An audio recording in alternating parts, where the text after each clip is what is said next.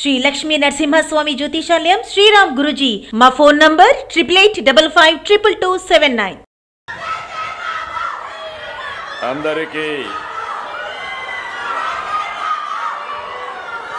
అందరికీ నమస్కారాలు. గౌరవనీయులు ఉప ముఖ్యమంత్రి జనసేన అధినేత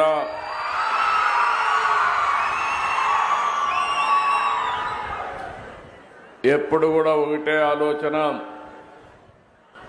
మీరు మంచి పనులు చేయండి, నేను అండగా ఉంటానని మొదటి నుంచి చెప్తున్న వ్యక్తి పవన్ కళ్యాణ్ గారని చెప్పి మీ అందరికీ విజ్ఞప్తి చేస్తున్నాను. అదే మరి గౌరవనీయులు మంత్రివర్గ సభ్యులు నారా లోకేష్ గారికి,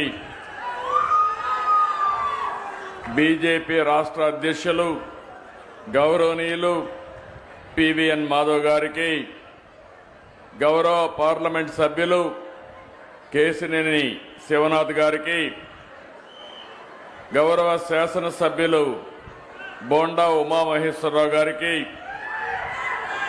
గద్దె రామ్మోహన్ రావు గారు, ఆర్టీసీ చైర్మన్ కొనకళ్ళ నారాయణరావు గారు, వైస్ చైర్మన్ పిఎస్ మునరత్నం గారు, ప్రిన్సిపల్ సెక్రటరీ కాంతిలాల్ దాండే గారు, ఎండి ఏపీఎస్ఆర్టీసీ ద్వారకా తిరుమలరావు గారు,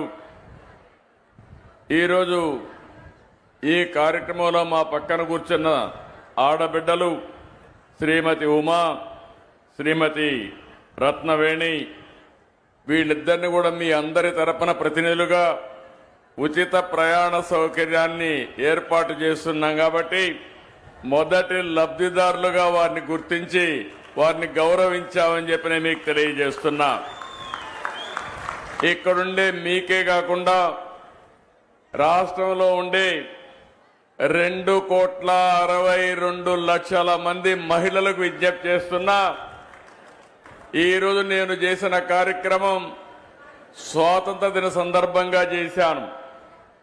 మీకు ఆర్థిక స్వాతంత్రం కల్పించడమే నేను ధ్యేయంగా పనిచేస్తున్నాం. నేను గాని పవన్ కళ్యాణ్ గారు గాని బీజేపీ గాని తప్పకుండా మా ఆడబిడ్డలకు మహర్దశ వచ్చే వరకు మీకు మేము అండగా ఉంటామని హామీ ఇస్తున్నా. ఈరోజు మీ ఆనందం చూస్తున్నా. మీ ఆనందం కోసమే మేము పనిచేస్తున్నాం. నేను అందుకనే ఒక మాట చెప్పాం, ఏమమ్మా ఆడబిడ్డలు అందరూ ఆనందంగా ఉన్నారా? అక్కలు చెల్లెళ్ళు ఆనందంగా ఉన్నామంటే ఊరంతా అయినపేట గట్టిగా చప్పట్లు కొట్టి హర్షాన్ని వ్యక్తం చేయండి.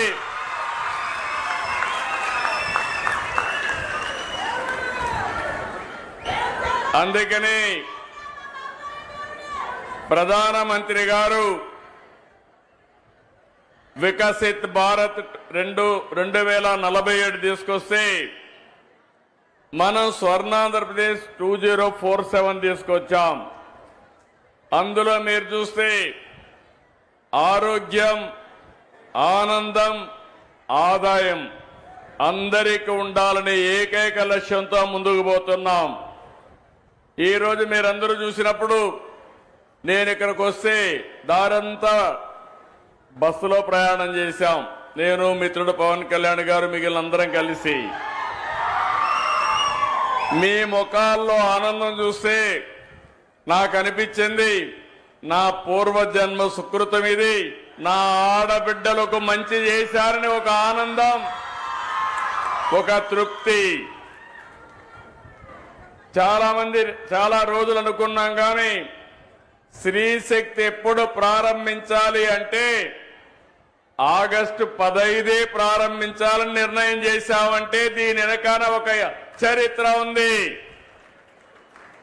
మీకు ఆర్థిక స్వాతంత్రం తేవడం, ఆడబిడ్డల గౌరవాన్ని పెంచడానికి ఈ ఎన్డీఏ ప్రభుత్వం పనిచేస్తా ఉందని మరొకసారి మీ అందరికీ విజ్ఞప్తి చేస్తున్నా. పేరు కూడా స్త్రీ శక్తి అని పేరు పెట్టాం. ఇది ఇప్పుడు నుంచి ప్రతి ఆడబిడ్డ బస్సు ఎక్కి రాష్ట్రంలో ఏ ప్రాంతానికి పోవాలన్నా స్వేచ్ఛగా వెళ్లే అధికారం మీకు ఇచ్చామని మీ అందరికీ విజ్ఞప్తి చేస్తున్నాను. సూపర్ 6 ఆ రోజు చెప్తే నమ్మలేదు. ఈ రోజు గర్వంగా చెప్తున్న సూపర్ 6 సూపర్ హిట్. అవునా కాదా? అవునంటే చేతులెత్తి చెప్పండి అవునని.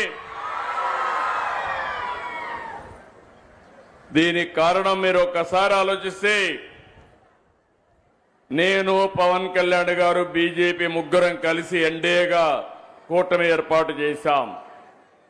ఎన్నికల ముందే పవన్ కళ్యాణ్ గారు ఒక మాట అన్నారు, ప్రభుత్వ వ్యతిరేక ఓటు చీలడానికి వీలు లేదు, రాష్ట్రాన్ని పునర్నిర్మాణం చేయాలి, బేషరతుగా పొత్తుంటుందని చెప్పిన వ్యక్తి పవన్ కళ్యాణ్ గారని చెప్పి నేను మీకు తెలియజేస్తున్నా. అన్ని ఆలోచించుకుని 3 పార్టీలు కూడా మేము ఒకే మాట చెప్పాం, రాష్ట్ర పునర్నిర్మాణం జరగాలి. మీరందరూ కూడా 5 సంవత్సరాలు చాలా ఇబ్బందులు పడ్డారు.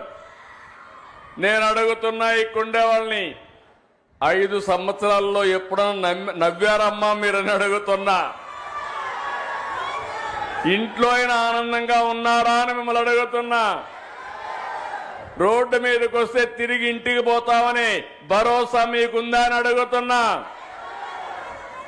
ఈ రోజు హామీ ఇస్తున్నా, నా ఆడబిడ్డల జోలికి ఎవడైనా వస్తే తాట తీస్తా. మీరు నిర్భయంగా ఉండొచ్చు. మీరు ఒకసారి గుర్తుపెట్టుకోవాలి, నాకు మీ మీద ఎక్కడా లేని అభిమానం ఇప్పుడు కాదు, 30 ఏళ్ల నుంచి ఇదే పని చేస్తున్నా. నేను మీటింగుల్లో చెప్పేవాడిని, ఆడబిడ్డల పరిస్థితి చూస్తే చిన్నప్పుడు తల్లిదండ్రుల పైన తల్లి తండ్రి కూడా వీక్ష చూపించేవారు. మగపిల్లలైతే చదివించేవాళ్ళు, ఆడపిల్లలైతే పెళ్లిళ్లు చేసి అత్తవారింటికి పంపించేసేవారు. పెద్ద అయిన తర్వాత భర్త పెత్తనం, సినిమాకు పోవాలన్నా లేకుంటే సరదాగా ఒక షాపింగ్కి పోవాలన్నా పర్మిషన్ తీసుకొని వెళ్ళాలి. భర్తకు మాత్రం పర్మిషన్ లేదు, భార్యకు మాత్రం పర్మిషన్ కావాలి. ఆ తర్వాత మీరు ఆలోచిస్తే, మీ కడుపులో పుట్టిన మీ బిడ్డలు పెద్ద అయిన తర్వాత నీకేంది తెలియదులే, నువ్వు వంటింట్లో ఉండు అని చెప్పేవారు. అప్పుడు నా ఆలోచనే డాక్రా సంఘాలు, మెప్మా సంఘాలను విజ్ఞప్తి చేస్తున్నా. ఆ రోజు నేను ఒక మాట చెప్పాను, గుర్తుపెట్టుకోవాలి, మా ఆడబిడ్డలు తెలివితేటల్లో అందరికంటే ఎక్కువ. ఒక విధంగా చెప్పాలంటే ఈరోజు మీరు ఆర్టీసీ బస్సుల్లో చూస్తున్నారు. నేను ఆ రోజు ఉద్యోగాల్లో కాలేజ్ సీట్లో రిజర్వేషన్లు పెట్టాను, 33% పెట్టాను. ఆర్టీసీ బస్సుల్లో కండక్టర్లు, డ్రైవర్లు కూడా రిజర్వేషన్లు పెట్టాను. నా ప్రయత్నం ఫలించింది. కండక్టర్లు మాత్రం వచ్చారు, డ్రైవర్లు మాత్రం రాలేదు. తొందరలో ఆర్టీసీలో డ్రైవర్లుగా కూడా మా ఆడబిడ్డలు వచ్చే పరిస్థితి వస్తుంది.